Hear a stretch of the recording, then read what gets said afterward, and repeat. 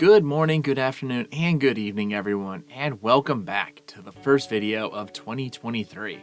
Today, we have another Yellow version solo challenge.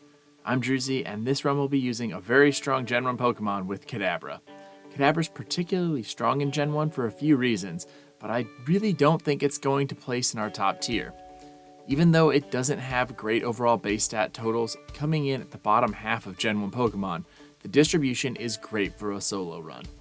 It is incredibly fast, coming in at number 11 overall, and it's even better in Special, where it's top 8. This makes Kadabra a little bit of a glass cannon, but overall, the strength of Psychic types in Gen 1 should be helpful. However, as we will see in the rival fight in the lab, we are going to have a big problem at the start of this run. Because I like to go for the strongest Eevee-lution, we're going for Jolteon today. Jolteon's fast, and Pin Missile will be super effective, and it takes advantage of our weak defense. So to do that, we need to win the lab battle, but like I just mentioned, we have a problem here. In red and blue, Kadabra starts with Confusion, but in yellow, all we get is Teleport and Kinesis. So yeah, no attacking moves. This is going to make the lab battle very interesting. Our only way to do damage is with Struggle until we get Confusion at level 16, which is not going to be a fun grind in the early game. We do start with Kinesis, so we have an accuracy lowing move to help us out a bit, though it does mean we need to use more PP before we unlock Struggle. So in the lab battle, we're going to be leading with Kinesis first, and then we need to waste our Teleport PP. Then we need to avoid getting hit by one or more tackles from Eevee, so we can have enough HP to take the recoil damage from Struggle. Because of Eevee's HP, we're going to need at least 10 HP total to get the KO, because of how much damage we're going to be doing in recoil with Struggle. So when we get hit more than once, it's basically going to be a reset. After 6 failed attempts, I get this run, where things go nearly perfect, but we do get hit twice, and we would end up KOing ourselves in recoil if we don't heal. So in this case, I decide to break the no items rule just to save myself real world time. This won't impact the overall in-game time that we use for our tier list though, so it should be okay overall. Because of the way accuracy drops work and how the rival chooses their attacks in this battle, it definitely would be possible to get the right combination to beat this without using the potion. I just didn't want to waste all of my real world time that I could be using on something else like moving forward in this run, trying to prove that that would work. So in this case, we decide to use up all of our PP, and then when we need to, we switch to using that potion. There's also the chance that we could have been attacked at any given time here and it could have hit us, so just keep that in mind. Again, this won't impact the in-game time, it is just a time saver in real life. So now, once we use the potion, very grudgingly I might add, we're easily able to finish off the Eevee here. And with that, we're well on our way to ensuring our rival will choose Jolteon. We will still need to beat him on the optional Route 22 battle to get that Jolteon, but we'll do this later. We will still need to beat him on the optional Route 22 battle to ensure that he does go for Jolteon, and we will do this later, because right now we need to take a deeper look at what we'll be working with as far as our moves go for Kadabra. As I mentioned, and we've already seen, we only have Teleport and Kinesis until level 16 when we unlock Confusion.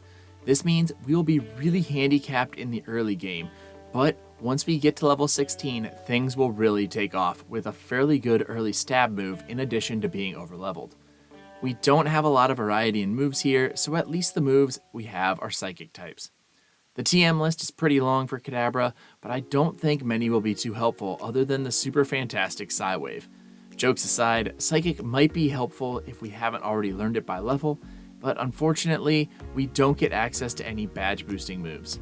Because of this, I'm really thinking that this run is going to heavily rely on attacking first with our strong special and speed stats. But until we have access to that strong special, we have to rely on our weak attack and struggle train against Metapod and Viridian Forest, because right now we're not even close to competitive with our rival. Clearly at level 6, this wasn't going to be very likely, but I just wanted to show how far we have to go, and this is going to take a while before we get to a competitive level. Even though Spearow does toy with us for quite some time, and we do hang around for a lot longer than I expected, overall, we were never in any place we were going to win this. So we're obviously going to have to spend a good amount of time in Viridian Forest grinding against the Metapods with struggle training. And we'll come back at a little bit higher level and see if that makes a little bit of a difference. And that first level we come back at is level 10. Now at level 10, unlike before, I'm not coming in with any Kinesis to lower the Spear's accuracy, and I'm really hoping it goes for Leer and not for Growl to lower our attack, but you can clearly see we're not in any place to take it down, so maybe coming back at level 12 will put us in a better position. Well, you see we still don't have Kinesis. We're going to still just try to struggle to get our way through here, and we do make it past the Spearow, but you can see how low of health we have at this point, which means there's no way we're going to take out the Eevee, which takes us out, so maybe we can get it at level 14. Well, we're going to find out right now as we look at our first attempt at level 14. We're able to take out Spearow pretty quickly this time, but we do take a good amount of damage in the process, which means that we're going to have to get a little bit lucky with the Eevee. Unfortunately for us, the Eevee is pretty bulky and we are able to take it under half health before it decides to attack, but thanks to those tail whips that it was setting up, we have no chance to outlast it. We are able to actually knock out the Eevee, but because we knock out ourselves as well with the recoil damage, it counts as a loss and we're going to have to come back and try this battle again. It did seem pretty favorable overall that we could get it done, so on our next attempt, things go our way. We come into Eevee with a little bit more health overall and start with a critical hit to take it to half, which is a great place to be, and ultimately it doesn't attack us and we're able to take out the Eevee, ensuring that we'll face Jolteon later on in this run. With our rival setup now complete, our next task is to take on Brock. How does that battle look? Well, it goes much better than I anticipated, mainly because of Kinesis lowering Geodude's ability to hit us. Thanks to all of these misses, we're actually able to knock out the Geodude. I mean, we're not going to have any chance to make it through the Onix because we only have 4 HP, but I'm surprised we even made it here, and that's kind of impressive for Kadabra. So it clearly won't work at level 15, so we grind out a bit more to reach level 16, and at level 16 we learn Confusion. Will this be enough to beat Brock? If you had any doubts about this one, I don't know what to tell you. With Confusion on our Kadabra, it's an easy sweep. We even got a crit on Onix, but I know that didn't matter. I mean, this was never in doubt, and I don't think there will be a serious challenge for Kadabra for some time now. We're over-leveled, and we outspeed almost everything right now, and add in our high special stat to the low specials with most of the Pokemon in the early game, we're going to have a solid advantage moving forward. While outside of Mount Moon, we grab the best value in the game from the man, and like always, we stash this valuable Magikarp right away because something this rare and powerful is going to be too strong for me to handle, and we need to just put it in storage for safekeeping. With our customary pre-Mount Moon errand completed, we can now make our way through the mountain and onto Cerulean City. I decided to take on the rival and the trainers north of town before Misty because she's going to resist our Confusion with Starmie, and that could be a bit of a wild card. So let's get a bit stronger before that fight. So in the Rival 2 fight, the strategy is just to use Confusion. I know it's not a crazy strategy, but that's basically our only option, and it's highly effective. It one-shots Spearow, then Sandshrew, and Rattata. Even though Rattata is able to hit us with a quick attack, we're not in any danger of getting knocked out. And Eevee does change things up, and it takes 2 Confusions to take it down, but Kadabra is really starting to show why it's such a great Pokemon now. With our rival now out of the way, we can now go north of town, make our visit to Bill, and then head to Misty's gym to start our battle with the Water Gym Leader. She is a bit more of a challenge than Brock, but I think she's still going to be pretty straightforward. Staryu will survive with a sliver of health, and it gets a tackle off before we can take it down and bring out Starmie. Our Confusion is going to do about 20% damage to the Starmie, so it's going to take about 5 turns to get the KO.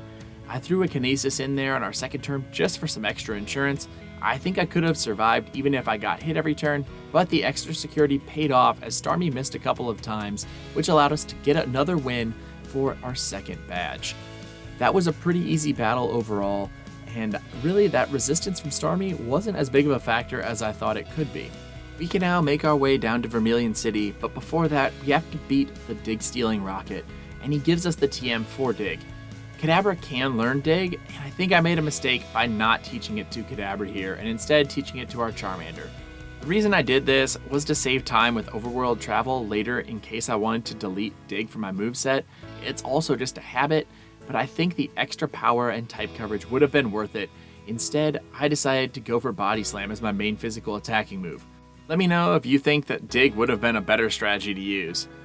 Well, we won't actually know if it would have been a better strategy though, because when we get to the SSN, I completely forget to get the TM for Body Slam. Let's just say this is not my cleanest playthrough so far. The Rival 3 battle goes well though. Our Kadabra has now reached level 27, so we've learned Psybeam, and Psybeam is enough to one-shot his entire team. We do end up getting a crit on Eevee, and that might have mattered, but it wouldn't have changed the outcome even if we didn't get the crit. Even though it started off very slow, Kadabra is now making up a ton of time that it lost in the early game. With our rival defeated, we can now get cut from the captain, teach it to our Charmander, and then, as I mentioned, completely forget to stop by and pick up Body Slam. So Body Slam is now gone from this run, and I didn't realize it until right now as the SSN leaves port, and with it, my only chance to use Body Slam in the run is now gone. That means that we're going to have to either use Tri-Attack or Double Edge if we're going to use a physical attacking move. Not ideal, but hopefully we can lean on our special attacks instead. We are now off to battle Surge. For some reason, he makes us dig through trash before we can battle him, which feels like it should violate some kind of health code or something, but who am I to question his tactics? We outspeed and we go for Psybeam, and it does just about half. He uses an X-Speed, so he outspeeds us now, and Mega Punch does huge damage. Our Psybeam doesn't take him out, and he finishes off with a Mega Punch. That's exactly what I was afraid would happen if he used those physical attacks, and luckily, on our next attempt, he goes for Thunderbolt instead, and then he only hits us twice, we tank them both, and we're able to take down his Raichu, giving us our third badge. If he hadn't used that special attack, we would have probably been in danger again, but we make it through, and now we can go through Rock Tunnel, head to Celadon, the department store, where we pick up some high-quality H2O for the guards, and make our way to the Grass Gym. We match up pretty well against Erica since 2 of her 3 team members are part Poison type, so I want to get this battle out of the way while we're in town. We're going to come into this battle a little beaten up thanks to the beauty's Execute before Erica. Our Psybeam looks to be about a 3-hit KO. Unfortunately, we get caught in a 5-turn bind, which ends up doing respectable damage. Once the bind is over, we can use Recover to get back to full health, as a weak Vine Whip doesn't do much to us. One more critical hit Psybeam takes out Tangela and brings us out to Weepinbell. Our Psybeam crits, and that's a one-shot. We're going to find out if it mattered with Gloom out next, and it did matter, but a retroactive Super Potion allows us to take out Gloom, and we took out Erica without taking any damage, giving us the Rainbow Badge. Things have been going pretty well for Kadabra recently, so let's take a break from training animals to fight each other for entertainment, and casually make our way to stop a sophisticated organized crime ring's plans for world control. You know, typical things 11-year-olds do. After clearing the hideout, we make our way to Giovanni for the first time this run. This Persian could be interesting if we don't take it out quickly, but other than that, I'm not scared of his team. As it turns out, this confidence is well founded. We start off with a Psybeam that crits against Onix. That crit didn't matter, and that's a one-shot. Rhyhorn's out next, and it also goes down to 1 Psybeam. Persian's out last, and we get a critical hit Psybeam, and that's a one-shot. I'm pretty sure that critical hit mattered, but this was a really easy fight overall, and I think it sets us up very nicely for the rest of the Giovanni battles to come. He can be really annoying in some runs, but I don't think this is going to be the case in the Kadabra run. And with the Sylph Scope now in our possession, it's time to head back to Lavender Town and take on rival number 4 in Pokemon Tower. Our rival hasn't been much of a challenge since we got actual offensive moves, and that's definitely the case in this battle here. We're at a much higher level than all of his team, and our Psybeam is a one-hit on all 5 of his team members. I can only hope that our future battles with our rival stay this simple, but I have a strong suspicion that once we get to our next battle with rival number 5, better known as Rival Fivel, this is going to have a whole different situation to deal with, and we're going to face a whole nother level of challenge. So, after clearing Pokemon Tower, we get the Pokeflute from Mr. Fuji and head down to Fuchsia City. First thing we're going to do here is take on Koga at the Poison Gym, and you better believe we're going to take this challenge. A type advantage, and for once not being incredibly underleveled? Yes, please. Don't get me wrong, we are a little bit lower level than his team, but we outspeed, and now that we have Psychic on our moveset, we are set up very nicely. In fact, we don't even give Koga's first 3 Venonats a chance to attack us, since they all go down to a single Psychic.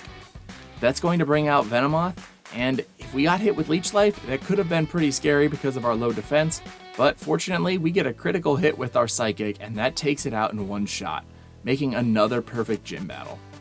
We now have our 5th gym badge to add to our growing collection, and I'm going to decide to head down to Cinnabar Island and battle Blaine next. If we can get his Volcano badge, we'll also get the special boost that comes with it, and that's going to help us a ton in our upcoming battles.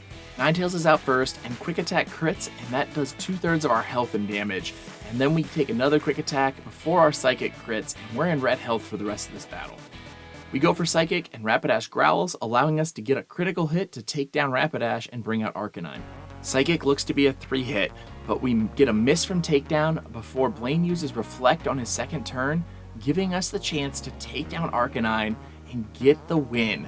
That was an incredible battle, and we have now earned our 6th badge, but most importantly, gotten a boost to our special moving forward. I know that many of those critical hits were really timely, and it kind of looked extremely lucky, but it definitely wasn't uncommon because crit rate being determined by base speed in Gen 1, we have about a 1 in 5 chance to get a crit, so it's not as crazy as it may seem. Our only option left now is to take on our rival in Silphco, so let's give it a try. We're at a higher level than his entire team, which definitely helps, but we aren't going to sweep like we have in our previous battles. Sandslash was a one-shot, but Ninetales took 2 Psychics to finish it off. Cloyster hangs on from our first Psychic, but misses with Clamp, and we're able to clean it up on our next Psychic. And that's going to move us on to our matchup with our weaker version of ourselves, our rival's Kadabra. Because we don't have any physical attacking moves, I go for Psychic, which does just under half, but we got a special drop, so that crit there didn't matter, as we now get to face Jolteon for the first time. Psychic does big damage, and then we get crit with Pin Missile, and it goes for huge damage. Luckily, it only goes for 2 turns, allowing us to get the knockout. That Pin Missile did so much damage, and it's definitely going to be scary moving forward. But this Giovanni number 2 battle isn't scary at all. Psychic takes out his team so quickly, Giovanni can't even get a chance to use a guard spec. We outspeed his entire team and one-shot them all with Psychic. That's an easy win, and we can now head to the Saffron Gym for a matchup against Sabrina. We will be lower level than her team, but thanks to badge boosts and stat experience, I think we might be a little bit stronger than her team. I'm not sure how this is going to go, but it should be interesting. This battle is going to be a long one since we only have Psychic to fight her team. This is where I wish I had Digger Body Slam, but as we saw, past Droozee forgot about this, so we don't have those options. Abra could lower our accuracy, but it cooperates and doesn't successfully flash us, and we're able to take it down in 3 turns. Kadabra's out next, and it is a bit tankier than the Abra, looking to be a 4 or 5 hit KO, but with a special drop, things are looking pretty good for us. We're able to take it to red, it uses Recover, then we're able to take it back to red, and then it hits us with a special drop, and that's where things start to go bad for us. It turns out that special drop is a major problem when we come up against Alakazam. We start with a crit that does maybe a 4th damage, but Recover heals him back to full health, and then we look to see maybe a 6 or 7 hit KO is going to be needed. We get hit with a Psychic that crits and brings us down to orange health before we get taken down over the next couple of turns, taking the loss. Well, that wasn't ideal, but it is close, right? Well, kind of. It took a while to get this to go our way, and we lost a couple of times, mostly because of accuracy drops preventing us from getting damage. This wastes valuable Psychic PP and gives Sabrina a chance to recover. We can see that here in the most embarrassing loss. Sabrina is able to lower our accuracy a couple of different times, and then by using Recover when we get her to low health, we're able to finally take out Kadabra, but it's taken us a long time, and we've wasted over half of our Psychic PP heading into Alakazam. Because of the Alakazam's great special stat, allowing it to tank our Psychic so well, and being able to recover when it gets to lower health, we're just not able to do enough, and we get taken to red health as we use our last Psychic, and that means we have to rely on Psybeam now, which doesn't work. It uses Recover, and then it takes us out with 2 Psywaves. Psywave. This is a low point for the run. But it means it can only go up for here, and that's true because our next battle, we get the breaks we need, and we're finally able to avoid an accuracy drop by Abra, even though damage ranges made it a 4-hit KO instead of the typical 3-hit KO we've seen. With Kadabra out, we get a critical hit Psychic on the first turn, and that's going to mean it's a 3-hit KO, and that is critical because we've also avoided accuracy drops or a special drop, and damage for that matter, as Alakazam's out next. We're going to spam Psychic here, hope for a special drop or two, and eventually we do get one, but Alakazam is being annoying with Recover. Eventually, it does decide to go for some attacks, and we avoid special drops long enough to bring it down to red health. We need to avoid a Recover or a critical hit Psychic, and we do, allowing us to get the knockout with our own Psychic, earning us our 7th gym badge. This also gives us the right to throw away TM46 for Psywave, and this battle was much more annoying than it needed to be, but it was all my fault from earlier in this run. Ultimately, this won't impact the in-game time much here, and it's why I prefer this metric. Since these are my first playthroughs with these Pokemon, it prevents Pokemon from being punished for my own gameplay mistakes. We're now on to our final gym leader with the third and final Giovanni battle. Dugtrio survives a Psychic, but Giovanni can't resist a Guard Spec temptation, and that allows us to get by, only to move on to Persian, who sets up a double team before one-shotting us with a critical hit Slash. That was from full health, and holy crap, that was strong. On the rematch, we start the exact same way with Dugtrio, Psychic, Guard Spec, Confusion for the KO. With Persian coming out, we get our revenge as a critical hit Psychic takes it out. Nidoqueen's next, and another Psychic takes it out in one shot, and that means Nidoking will probably be the same, and it is, and now we're able to move on to the Rhydon. With Rhydon out, our Psychic doesn't get the KO, allowing it a chance to attack, but Giovanni instead goes to use another Guard Spec. Giovanni's gonna do what Giovanni's gonna do, and his Rhino goes down to complete our collection of 8 gym badges. That was a weird fight because his strong attacks could always make it risky, but Giovanni loves Guard Specs so much that I felt confident there. With the gym leaders all behind us, we now only have the Elite Four standing in our way, well, that and Rival 6. Our Psychic doesn't one-shot Sandslash, and that's really scary, but fortunately we don't get major damage from Poison Sting and we don't get poisoned. We're able to take out Execute over 2 turns, although we did get hit with Leech Seed in the process. Ninetales is out next, and it decides to help us out with a Tail Whip, and we're able to take it out on the next turn. Cloyster's out next, and Psychic gets a critical hit, which makes it a one-shot. Kadabra is out, and we get a special drop on our first Psychic as it recovers back to full health. It will take 2 Psychics now, and fortunately it uses Reflect on second turn, allowing our second Psychic to take it out. We are now on to Jolteon, and we need 2 Psychics to hit, but after our first, Jolteon retaliates with a Pin Missile that goes for 3 turns and takes us to 6 HP. This thing is so dangerous, and luckily it did stop, and that allows us the chance to finish the Lightning Dog off for the win, but that could have been very bad if any of his other team members attacked us instead of wasting their turns. That Tail Whip from Ninetales was also so critical as it made us stronger on the attack and made his Jolteon and Kadabra 2-shot ranges. We could be in for a rough time against the champion at this rate, but we have to get to him first, and that obviously starts with Ice Trainer Lorelei at the Elite Four. We arrived at the league at level 49, so we're a bit underleveled. Dugong is a 2-hit KO thanks to a special drop. Cloyster's out next, and Spike Cannon does really good damage after it does hit us 3 times, but ultimately it's a 2-shot with Psychic, and that brings out Slowbro. We can now Mimic Amnesia, and that really makes Kadabra almost untouchable. Over the next couple of turns, we take the chance to set up 3 Amnesias, and we're going to mix in a few Recovers along the way to make sure that we're at near full health for the rest of the fight. And then, once we're able to actually have our setup in place, move on, and we're going to end up taking Slowbro out with a single Psychic, which is fantastic because it resists the attack. Jinx is out next, and thanks to a crit, we don't get a one-shot with our Psychic. That opens us up to a critical hit Ice Punch that does big damage. Wasn't a problem though, as we take out Jinx on the next turn.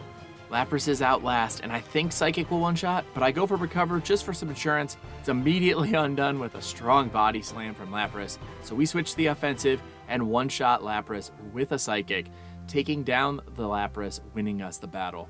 It's been a while since we had a Pokemon beat Lorelei at the level it arrived at the league. Kadabra is set up very well to do this thanks to its high special and ability to recover in battle. This makes me very excited for how this playthrough is going to go since we now have a consistent strategy for the first few trainers. We just saw the basic strategy against Lorelei, but Bruno is a little bit of a different approach here. Against Bruno, I came up with a strategy I'm really proud of. It's called press A twice and watch his Pokemon faint. It seems to be a really consistent strategy. After doing this for 5 times, we're able to beat the second member of the Elite Four. With a Psychic-type Pokemon, Bruno is even worse than normal, which is kind of impressive because he really doesn't set the bar very high to begin with. I think Agatha should be pretty similar as well. While she is the Ghost Trainer, all of her Pokemon are Poison types, so weak to our Psychic.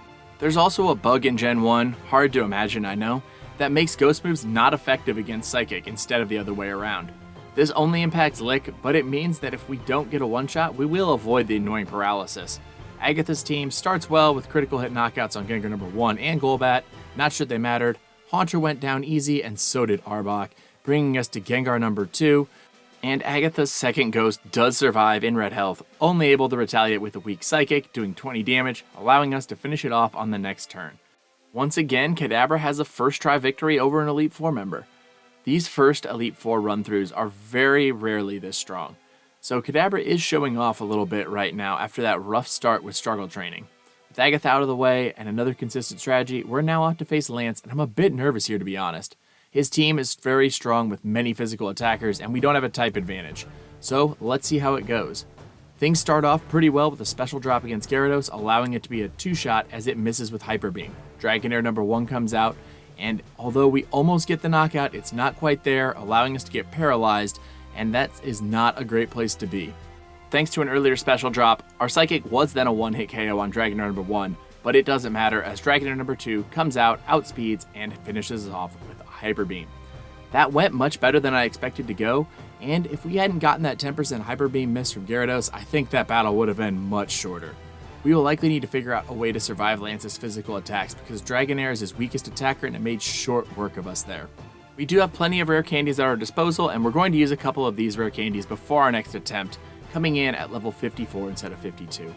I didn't show all the battles leading up to them because honestly, they're pretty boring and they're just the same as the first attempt.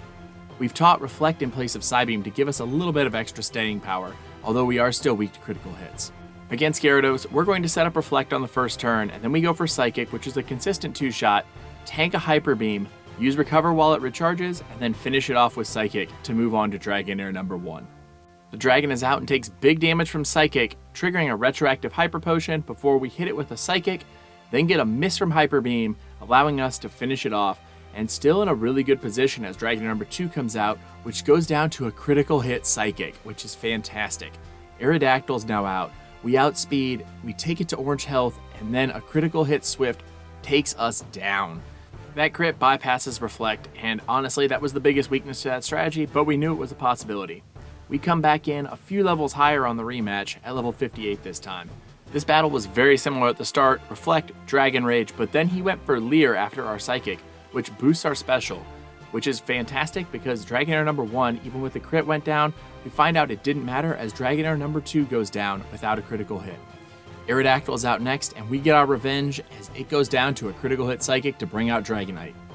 We get good damage on Dragonite, looking like a 2-shot, before a Hyper Beam critical hits and takes us down.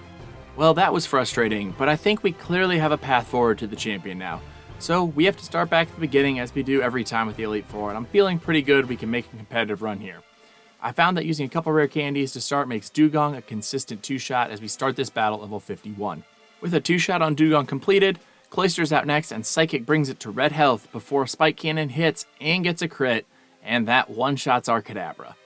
So yeah, that wasn't how I expected that to go at all. We've seen this before though, critical hits on physical attacks, even weak ones, make life very difficult for Kadabra. Fortunately for us, Kadabra is also strong enough to take out the opposition before that becomes a problem, and honestly, that's the most important part of the Kadabra strategy. Outside of the setup on Slowbro, our strategy is basically use Psychic and sweep the early Elite Four members.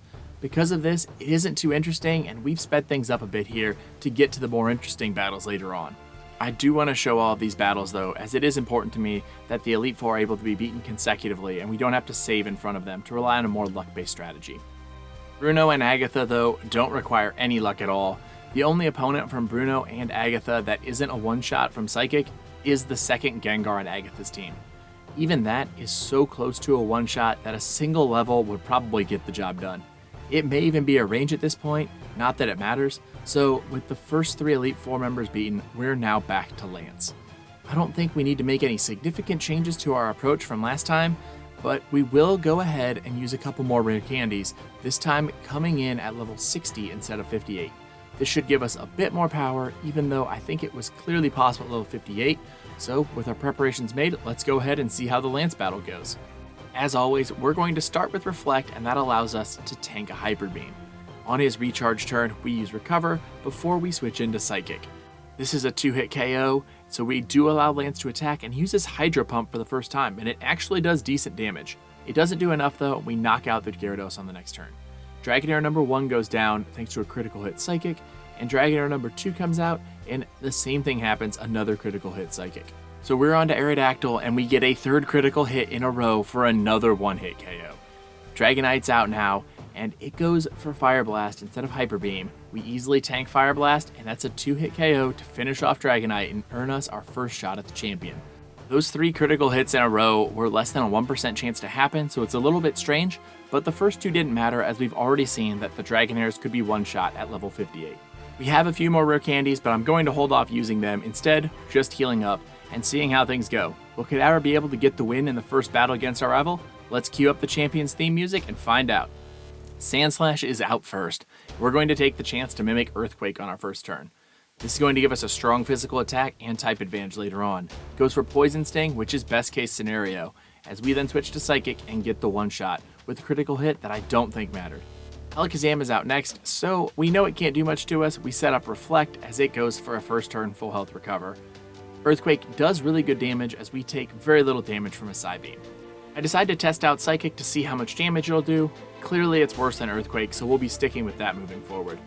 We take pretty good damage from a critical hit Psychic, so we're going to use Recover because we know that Alakazam isn't going to be able to do too much to us. It uses Kinesis, and luckily that misses, so we still have full accuracy intact, near full health heading to Exeggutor. We don't really have a great answer for the Walking Palm Tree, so we're going to have to brute force our way with Psychic. It's going to be about a 4-hit KO, maybe 5-hit, but we do get a special drop on our second one, which will make it a 4-hit KO. Unfortunately, we do get hit with Leech Seed in the process, but overall, the tree doesn't do too much damage to us, and we're able to take it out with over half our health remaining heading into Cloyster. It is able to tank one Psychic, but it only goes for Aurora Beam, doing very little damage to us as we're able to get the KO. We're in a very interesting spot with our HP as Ninetales comes out. So I decide that we're going to take the first 2 turns to use Recover to get back to full health. With our HP in a much more comfortable place, we're going to be able to switch to the attack. The problem is, the Firefox withstands a critical hit Psychic in red health before trapping us in a Fire Spin. When this is combined with Leech Seed, it ends up doing much more damage than it normally would. The attack ends, and we're going to have to go for Recover to make sure we have the best possible chance heading into Jolteon. Our rival obviously has different plans though, as once again he traps us in Fire Spin, this time with a crit. Fantastic. So once that ends, we're going to have to recover again, and the same thing is going to happen, as after our recover, he traps us in another Fire Spin. This is getting very frustrating, but this one doesn't last as long, so once we get out, we recover, and we're finally able to avoid a Fire Spin, and that means we can finish the Ninetales off to bring us back to Jolteon. Jolteon is out, and luckily we are going to outspeed, and we start off with a Special Drop Psychic. Special Drop doesn't matter, but we have to tank Pin Missile, and it's a crit. This isn't great. Luckily, it only goes for 2 turns, and that allows us to get the knockout on Jolteon, beating the rival, taking our place in the Hall of Fame. That was a really strange run. The beginning was a struggle, pun fully intended there, but after we got Confusion, things were super simple for the entire rest of the run. There were a few minor speed bumps, but nothing too crazy. The impact of critical hits on some of our setup made things a bit more random than I would have liked, but that wasn't much that could have been done to avoid that. That's just how Gen 1 operates. We finish at level 62 with a time of 4 hours and 58 minutes. That's pretty good overall, but where exactly does it fit in the tier list? Looking at the list, I've added Kadabra in the 6th spot at the top of the 2nd tier. It clearly isn't as good as the top tier list, but it's a very strong Pokemon overall. If it wasn't held back by the early game, it could easily compete for the top spot among the best of the best. With Kadabra spot secured, we can now bring in the wheel to find out who the next competitor will be. We haven't had an electric, fire, rock, or dragon type yet, so I'm really hoping for one of those. And let's see who it is. It is Rapidash. That is very cool, and I do get my wish to have a fire type. So we're gonna see a fire type enter the arena for the first time. Before I wrap up today's video, I want to let everyone know that some of the new videos in the next couple of months may take a little bit longer than usual. It's not going to be as long as my gap last year though, I guarantee that. I am super excited to be able to create these videos for everyone, and it is something that I truly enjoy doing. However, I have a big move coming up, and it's going to take a lot of my time and focus. I'll have more details and things to look forward to soon, and we'll keep everyone updated on how things are going with the channel. In the meantime, I hope you enjoyed the video, and if you did, make sure to like, subscribe, and set up notifications by ringing the bell to be notified when the newest videos get released. Like I said before, this break will not be nearly as long as the one last year. As always, if you have any ideas to make these runs more entertaining or how I could have approached the strategy differently, let me know in the comments below. That's all for now though, so until next time, I'm Droozee and I hope to see you all again soon.